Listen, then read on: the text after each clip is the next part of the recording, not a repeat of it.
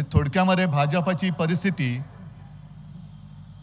कचरा गोळा करणाऱ्या गाडीसारखी झाली. कचरा गोळा करणाऱ्या गाडीसारखी झाली. मधल्या काळामध्ये युतीमध्ये आपल्याकडनं ही जागा सुटली होती, पण ती जी बीज रोवली होती ती वाया नाही गेली, तर त्याचा आज महावृक्ष झालेला आहे, मोठा वृक्ष झालाय. आणि याचं कारण असं की शिवसेना प्रमुखांनी आणि शिवसेनेची जी बीज संपूर्ण राज्यभर पेरली ती भारतीय जनता पक्षासारखी बोगस बियाणं नव्हती.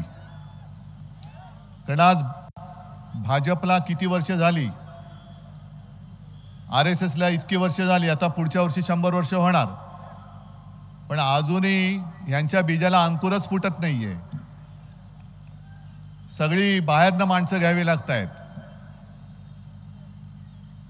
म्हणजे थोडक्यामध्ये भाजपची परिस्थिती कचरा गोळा करणाऱ्या गाडीसारखी झाली. आणि आता तर शिमगाच आहे. शिमगा म्हटल्यानंतर, होळी म्हटल्यानंतर आपण काय करतो, काय असेल नसेल घरात नको असेल ते बाहेर नेऊन ठेवतो आणि मग जे होळी करणारे असतात ते चोरून नेतात.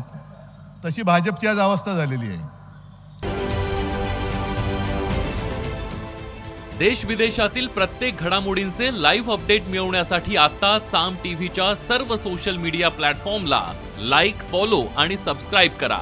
तसंच सर्व नोटिफिकेशनसाठी बेल आयकॉन प्रेस करायला विसरू नका.